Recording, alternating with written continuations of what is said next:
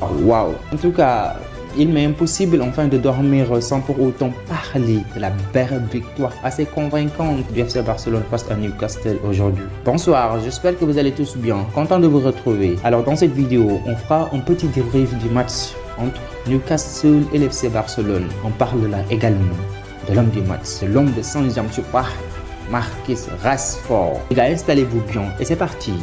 Alors, pour la fermeture de la première journée de Ligue des Champions, les hommes d'Antiflick devraient voyager en Angleterre afin de défier les Magpies dans un stade bouillant et très électrique dès le départ. Malgré un début de match très difficile et surtout très physique imposé par les hommes de Eddie Howe, notamment dans le pressing lors de la première mi-temps, grâce à une solide défense et surtout à un mental très robuste, l'FC Barcelone est parvenu quand même à sortir sans encaisser un but lors de la première mi-temps. J'avoue que ça n'a pas été une mi-temps très convaincante parce que c'était une mi-temps avec plein de lacunes, avec plein d'erreurs, mais surtout avec un jeu qu'on n'avait pas pu retrouver. Alors, 45 minutes sans but. Au retour de Versailles, il faut noter également que les commandants d'Antiflick ont quand même petit à petit imposé leur jeu, notamment grâce à un Pedri et un Frenkie de Jong qui sont revenus avec de meilleures intentions.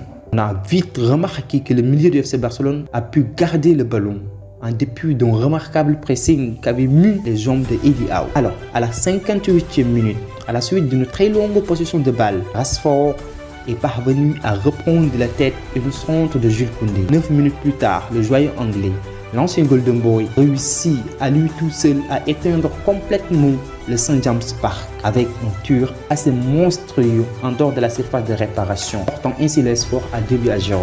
Pendant ce moment, on noterait que l'FC Barcelone a maîtrisé et a mis un contrôle assez particulier sur le ballon. Il a fait courir l'adversaire comme l'avait toujours suggéré Johan Cruyff, faire tourner le ballon sans pour autant fatiguer.